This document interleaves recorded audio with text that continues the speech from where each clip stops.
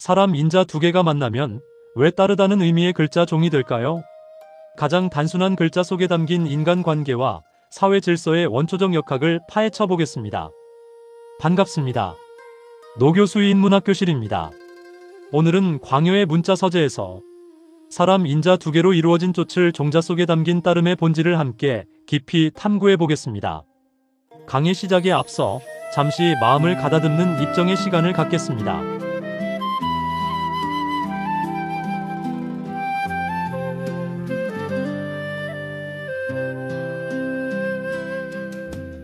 안녕하세요. 오늘 여러분과 함께 아주 흥미로운 글자 하나를 좀 깊이 들여다볼까 합니다. 바로 쫓을 종자인데요. 어찌 보면 사람 인자 두 개 그냥 붙여놓은 것 같아서 되게 단순해 보이잖아요. 근데 이 속에는 생각보다 훨씬 깊은 어떤 관계에 대한 이야기가 담겨 있습니다. 과연 어떤 이야기일지 한번 같이 파헤쳐 보시죠. 저희 손에는 지금 이 쫓을 종자의 기원부터 해서 의미 변화, 그리고 이게 어떻게 쓰이는지까지 상세하게 설명된 자료랑 강의 대본이 있어요. 그래서 이 자료들을 바탕으로 그 옛날에 쫀에서 지금 우리가 쓰는 총까지 이 글자가 걸어온 길을 한번 쭉 따라가 보겠습니다. 이게 그냥 글자 풀이가 아니라 그 안에 담긴 어떤 인간관계의 본질 같은 걸 탐색해보는 그런 시간이 될 겁니다. 네, 오늘 우리가 살펴볼 이 총, 그리고 총자는요, 그 형태 자체가 참 많은 걸 말해주고 있습니다. 그 가장 기본 단위인 사람 인자 두 개가 만났을 때 어떤 관계가 만들어지는지, 그리고 그 관계가 시간이 지나면서 또 어떻게 인식되고 의미가 확장되어 왔는지를 보여주는 아주 좋은 사례죠. 특히 한 사람이 다른 사람 뒤를 이렇게 따라가는 모습에서 시작된 의미가 있잖아요. 그게 어떻게 순종이라든가 아니면 뭐 참여 같은 좀 추상적인 개념으로까지 발전했는지, 이건 좀 주목해서 보시면 언어랑 사고가 어떻게 진화하는지 그 과정을 엿볼 수 있을 겁니다. 사람 둘이 만나서 관계를 만든다. 진짜 어떻게 보면 세상 가장 기본적인 단위인데 이거 글자로 표현할 생각을 했다는 것 자체가 되게 흥미롭네요. 자, 그럼 그 시작부터 한번 볼까요? 이 옛날 글자 쫀요. 자료 보니까 정말 딱 사람이 사람 뒤에 서 있는 그 모습 그대로던데요. 맞습니다. 갑골문이나 금문, 그러니까 아주 옛날 형태를 보면요, 이건 뭐 의심할 여지 없이 사람 두 명이 앞뒤로 서서 이렇게 가는 장면을 그린 그림 문자예요. 한 명이 앞에서 가고 다른 한 명이 그 뒤를 졸졸 따라가는 그런 모습이죠. 여기서 중요한 건 그냥 사람이 둘이다, 이게 아니고요, 그 두 사람 사이에 있는 어떤 방향성, 그리고 관계성, 다시 말해서 뒤따른다는 그 행위 자체를 눈으로 딱 볼 수 있게 포착했다는 점입니다. 그냥 나란히 옆에 있는 게 아니라 명확하게 앞뒤 관계가 있다는 거군요. 뭐랄까, 선두주자랑 뒤따르는 사람, 그런 느낌이네요. 그 관계성이 결국 이 글자의 핵심 의미를 딱 정해버린 거겠네요. 바로 그렇습니다. 그래서 총의 가장 처음 그 원초적인 의미는 뒤따르다, 따라가다 이거예요. 물리적으로 누군가의 뒤를 이렇게 쫓아가는 행위, 바로 그거죠. 뭐 그림자처럼 따라붙는 그런 이미지를 떠올리시면 좀 이해가 쉬우실 거예요. 이게 이제 모든 의미 확장의 출발점이 되는 겁니다. 와, 진짜 직관적이네요. 뭐 복잡하게 설명할 필요도 없이 그냥 형태만 봐도 따라가는 거구나 하고 알 수 있을 정도니까요. 근데 이 그림 같은 총자가 지금 우리가 쓰는 조칠종자하고는 모양이 좀 꽤 다르잖아요. 어떻게 이렇게 바뀐 걸까요? 뭔가 더 복잡해진 느낌인데요? 네. 좋은 지적이십니다. 총은 총의 옛날 형태, 그러니까 원형이라고 할 수 있죠. 한자라는 게 시간이 흐르면서 여러 가지 이유로 변화를 겪거든요. 발음을 좀 더 분명히 하려고 바뀌기도 하고, 의미를 더 자세하게 나누려고, 아니면 뭐 쓰기 편하게 간단하게 바뀌기도 하고요. 반대로 지금처럼 더 구체적으로 만들려고 복잡해지기도 하죠. 총에서 총으로 바뀐 건 의미를 좀 더 명확하게 하려고 복잡해진 그런 경우라고 볼 수 있습니다. 지금 우리가 쓰는 총자를 한번 분해해보면 그 의도가 좀 보여요. 자료 설명에 따르면요, 크게 한 세 부분 정도로 나눠볼 수 있을 것 같은데요. 우선 왼쪽 편에 쉬엄쉬엄 갈 착 부수가 딱 보이죠. 이 부수는 보통 길이라든지 걷는다, 이동한다, 이런 의미를 더해주는 역할을 하거든요. 왼쪽에 착이 붙어서 길 위에서라는 어떤 공간적인 배경, 장소를 딱 정해주는 거군요. 그럼 오른쪽은요? 그건 어떻게 되나요? 원래 있던 총에다가 뭔가가 더 붙은 건가요? 네, 그렇게 볼 수 있습니다. 자료에 따르면요, 그 오른쪽 부분은 원래 총, 따르다 모양에다가 발 지자가 더해진 구조로 해석해 볼 수 있어요. 지자가 원래 발 모양을 본뜬 글자인데 멈추다는 뜻도 있지만 여기서는 발걸음이나 어떤 행위를 좀 더 강조하는 요소로 쓰였다고 볼 수 있는 거죠. 물론 총의 구조에 대해서는 뭐 총 대신에 종, 마루종자가 들어갔다, 뭐 이런 다른 해석들도 있긴 합니다만 저희가 지금 보는 자료의 설명을 따라가자면 길, 착 위에서 사람이 다른 사람을 발로 뒤따라가는 총의 의미, 네, 이렇게 보는 게 자연스러워요. 와, 그러니까 치 플러스 총 플러스 지. 자료 해석에 따르면요, 이렇게 딱 조합이 된 거군요. 길 위에서 발걸음으로 사람을 따른다. 야, 원래 총이 갖고 있던 따르다는 의미를 길이랑 발이라는 구체적인 요소를 더해서 훨씬 생생하고 명확하게 만든 거네요. 진짜 그림에다가 설명을 좀 더 붙인 느낌이에요. 정확합니다. 그냥 따라가는 행위를 넘어서 길을 따라서 발걸음을 옮겨서 뒤쫓는다. 나 아주 구체적인 장면을 떠올리게 만드는 거죠. 여기서 중요한 건 형태가 총으로 이렇게 복잡해졌는데도 따르다는 그 핵심 의미에 줄기는 변하지 않고 오히려 더 강화되었다는 점입니다. 글자가 시대의 요구에 맞춰서 의미를 더 정교하게 다듬어가는 과정, 이게 바로 한자가 가지고 있는 어떤 유기적인 생명력이라고 할 수 있겠습니다. 아, 글자에도 이런 진화의 역사가 담겨 있다니 새삼 놀랍네요. 그냥 막 외우는 게 아니라 그 변화의 맥락을 이렇게 이해하니까 훨씬 입체적으로 다가오는 것 같아요. 그럼 이 따르다는 핵심 의미가 단순히 물리적으로 따라가는 걸 넘어서서 어떻게 확장되었는지 이게 궁금한데요. 정신적인 의미로도 발전했을 것 같거든요. 네, 맞습니다. 언어의 의미 확장은 보통 구체적인 것에서 추상적인 것으로 나아가는 경향이 뚜렷하거든요. 뒤를 따라 걷는다는 이 물리적인 행위는 자연스럽게 눈에 보이지 않는 것을 따르는 행위로 그 의미가 넓어집니다. 가장 대표적인 게 바로 누군가의 말이나 의견, 지시, 가르침 같은 것들을 받아들이고 그대로 행하는 것, 즉 순종하다, 오베는 의미입니다. 아, 눈에 보이는 사람 뒤를 따라가는 것에서 이제 눈에 보이지 않는 생각이나 명령 같은 걸 따른다는 의미로 발전한 거군요. 리더의 지시를 따른다거나 스승의 가르침을 따른다거나 아니면 사회의 규범을 따른다거나 이런 거 전부 다 이 총의 의미 안에 들어간다고 볼 수 있겠네요. 맞습니다. 물리적인 추종 관계가 정신적, 사회적인 복종이나 수용의 관계로 확장된 거죠. 여기서 한 걸음 더 나아가면요, 단순히 수동적으로 따르는 걸 넘어서 어떤 사상이나 주의, 활동 혹은 특정 집단의 흐름에 자발적으로 합류해서 그 일에 적극적으로 참여하다, participate, engage in 또는 몸담다는 의미까지도 포함하게 됩니다. 참여하다까지요? 이건 단순히 뒤따르는 거랑은 또 느낌이 다른데요? 이건 좀 더 능동적인 느낌이 강한데요? 그렇죠. 예를 들어서 어떤 학문이나 예술 분야에 종사한다고 하잖아요. 그럴 때 단순히 그 분야를 뒤따라가기만 하는 게 아니라 그 분야의 일원으로서 적극적으로 활동하고 기여한다는 그런 뉘앙스가 포함되는 거죠. 따르다는 기본 개념에서 출발했지만 그 관계 맺는 방식이 더 다양해진 거라고 볼 수 있습니다. 와, 정말 의미의 스펙트럼이 넓네요. 그럼 이런 다양한 의미들이 실제 단어 속에서는 어떻게 쓰이는지 예시를 좀 톡해보면 더 확실하게 와닿을 것 같아요. 자료에도 몇 가지 단어가 있었죠. 군대를 따라가는 것, 종군. 이건 정말 따라가다는 원래 의미에 아주 가깝네요. 네, 맞아요. 종군 기자나 종군 화가처럼 전쟁터의 군대를 따라서 함께 가는 경우를 말하죠. 물리적으로 같이 가는 의미가 아주 강하게 드러나는 단어입니다. 그리고 방금 말씀하신 참여하다, 몸담다는 의미가 잘 드러나는 대표적인 단어가 바로 종사입니다. 아, 종사. 진짜 일상에서 많이 쓰는 단어인데 이 단어에 따를 종자가 들어가는군요. 어떤 분야에 종사하고 계신가요? 이렇게 물을 때 쓰는 바로 그 단어잖아요. 와, 그냥 일을 한다는 뜻을 넘어서 어떤 일의 흐름을 따라서 그 안에 참여하고 있다는 그런 깊은 뜻이 있었네요. 정확히 보셨습니다. 종사라는 말은 특정 직업이나 분야에 자신의 시간과 노력을 투입하면서 그 일에 깊이 관여하고 있다는 걸 나타내거든요. 여러분께서 지금 몸담고 계신 분야를 한번 떠올리시면서 종사라는 단어를 생각해 보시면 이 총에 가진 따름과 참여의 의미가 좀 새롭게 느껴지실 수도 있을 겁니다. 그냥 평범하게 쓰던 단어인데 어원을 알고 나니까 그 무게감이 다르게 느껴지네요. 자료에 종용이라는 단어도 나왔었는데 이건 어떤 뉘앙스인가요? 자료에는 너그럽게 따른다 뭐 이렇게 설명이 되어 있던데요. 네, 종용의 기본적인 의미는 자료 설명처럼 너그럽게 받아들여 따른다입니다.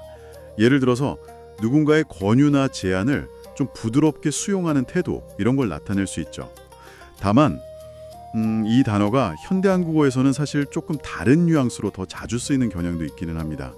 남을 꿰어서 따르게 하다, 그러니까 회유하다나 부추기다 같은 의미로 사용되는 경우가 좀 더 많죠. 하지만 저희가 참고하는 자료에서는 너그럽게 따른다는 그 본래 의미에 초점을 맞추고 있으니까요. 그 의미를 중심으로 이해하시는 게 좋겠습니다. 글자 자체의 의미 확장을 따라가는 중이니까요. 알겠습니다. 너그럽게 따른다는 의미로 일단 기억해 두겠습니다.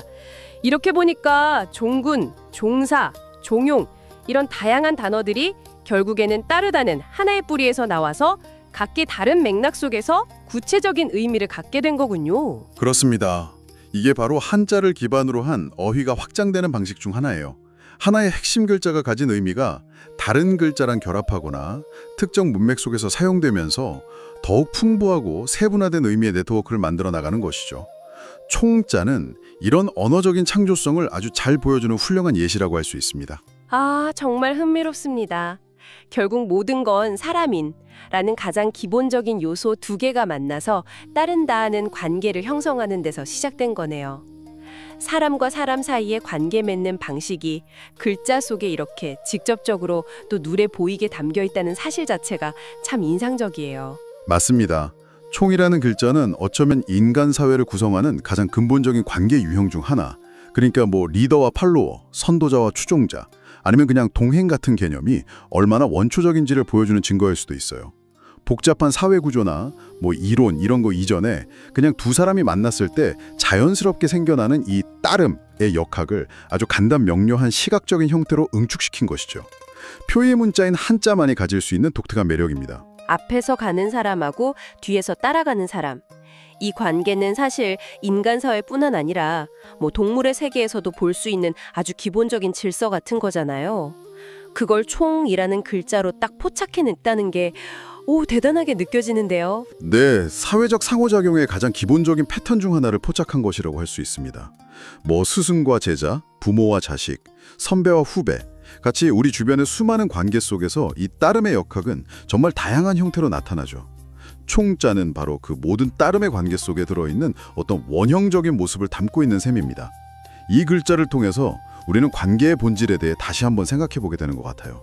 네, 오늘은 조칠종자를 통해서 사람과 사람 사이의 따름이라는 관계가 어떻게 글자로 만들어지고 또 시간이 흐르면서 어떤 의미로 확장돼서 우리 언어 속에 자리 잡게 되었는지 좀 깊이 있게 탐구를 해봤습니다. 단순한 그림 문자에서 시작해서 순종, 참여 같은 추상적인 개념으로 발전하고 또 종군, 종사, 종용 같은 구체적인 단어들로 이어지는 이 여정이 정말 흥미로웠습니다. 글자 하나에 이렇게 풍부한 이야기가 담겨 있을 줄은 몰랐네요, 진짜. 네, 두 사람이 만나서 관계를 맺는 가장 기본적인 방식 중 하나가 어떻게 문자로 기록되고 또 진화해 왔는지 함께 살펴본 아주 의미 있는 시간이었습니다.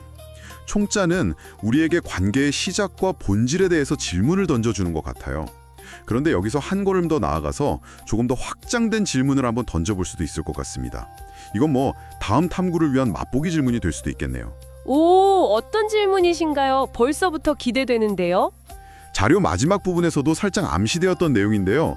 우리는 오늘 사람이 둘이 모여서 서로 따르는 관계를 봤습니다. 이게 총이라는 글자를 만들었죠. 그렇다면 만약에 사람이 둘이 아니라 셋 이상, 그러니까 여러 사람이 모인다면 그건 어떤 모습일까요?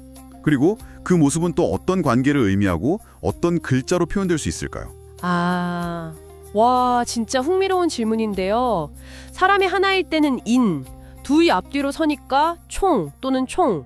그럼 여러 사람이 모이면 어떤 모양의 글자가 될지, 그리고 그 글자는 다른과는 또 다른 어떤 종류의 관계나 사회 현상을 담고 있을지 상상해보는 것만으로도 되게 재미있을 것 같은데요. 군중, 협력, 아니면 또 다른 형태의 질서 같은 걸까요? 그렇죠. 사람이 모여서 사회를 이루는 방식이 단순히 따르는 관계만 있는 건 아닐 테니까요. 어쩌면 여러 사람이 모인 모습을 담은 글자를 통해서 우리는 또 다른 사회적 관계의 본질이나 어떤 공동체의 의미에 대한 통찰을 얻게 될지도 모르겠습니다. 이 질문, 여러 사람이 모이면 어떤 글자가 될까? 이걸 잠시 마음에 품고 다음 시간을 기대해 보시는 건 어떨까요? 네, 아주 좋은 화두를 던져주셨습니다. 듣고 계신 여러분도 함께 상상해 보시면 즐거운 직접 유의가 될 것 같네요. 여러 사람이 모인 모습은 과연 어떤 글자에 담겨 있을까요? 오늘 저희와 함께 조출종자의 흥미로운 세계를 탐험해 주셔서 진심으로 감사합니다. 다음 시간에 더욱 흥미로운 이야기로 다시 찾아뵙겠습니다. 보충 강의를 시작하겠습니다. 오늘의 보충 강의에서는 우리가 다룬 따를 종자에 관련하여 시중에 떠도는 흔한 오해 하나를 바로잡고 가겠습니다. 따를 종자를 두고 간혹 마루 종자가 들어갔기 때문에 기준을 따른다는 뜻이라고 해석하는 경우가 있습니다. 또한 소리가 비슷하기 때문에 의미가 연결되었을 것이라는 추측도 있습니다. 하지만 이는 엄밀한 의미에서 학문적이지 못한 민간의 해석일 뿐입니다.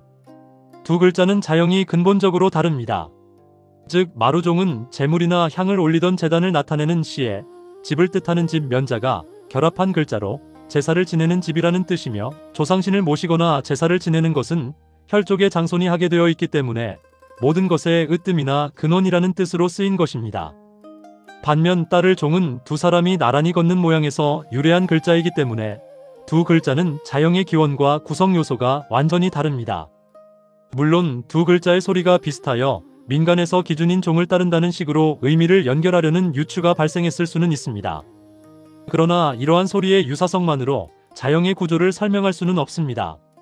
따라서 따를 종자는 그 구성 요소인 종, 척, 지를 따라 사람이 누군가를 뒤쫓아가는 움직임, 그 자체로 이해해야 가장 정확합니다.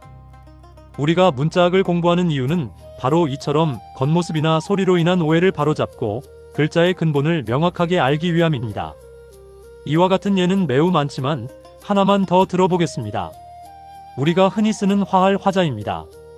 이 글자를 두고 사람들은 입에 벼가 들어가니 배가 불러서 화목하다고 해석하기도 합니다. 하지만 이건 역시 현재의 해서체만 보고 멋대로 해석한 파자의 오류입니다.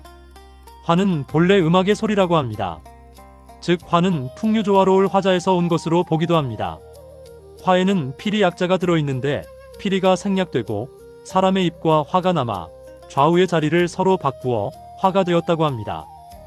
따라서 화는 피리 소리가 조화롭다는 음악적인 의미를 명확히 담고 있습니다. 즉 화의 뜻인 조화는 바로 이 음악적인 맥락에서 출발한 것입니다.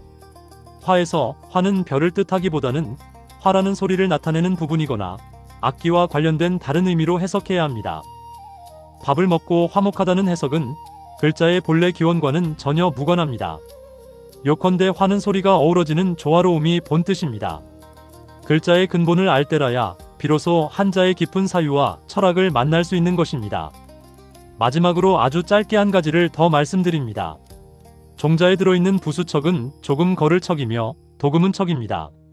종종 컴퓨터 프로그램이 쉬엄쉬엄 갈 착을 뜻하는 착과 혼동하여 착으로 잘못 읽기도 하는데 정확한 도금은 척입니다.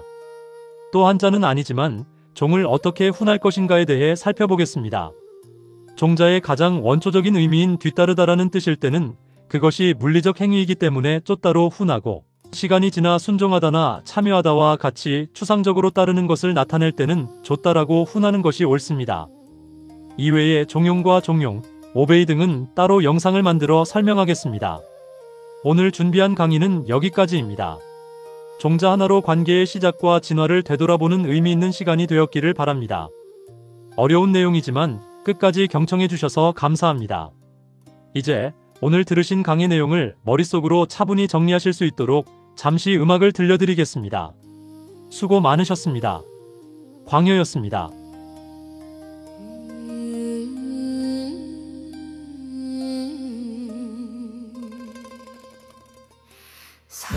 사람인 둘이 앞뒤로 서서 따르다 뒤쫓다 종의 시작은 관계의 본질 갑골문에서 금문 그리고 쉬엄쉬엄 갈차을 더해 길 위에서 발걸음으로 따름을 강화했네. 물리적 추종을 넘어선 순종과 참여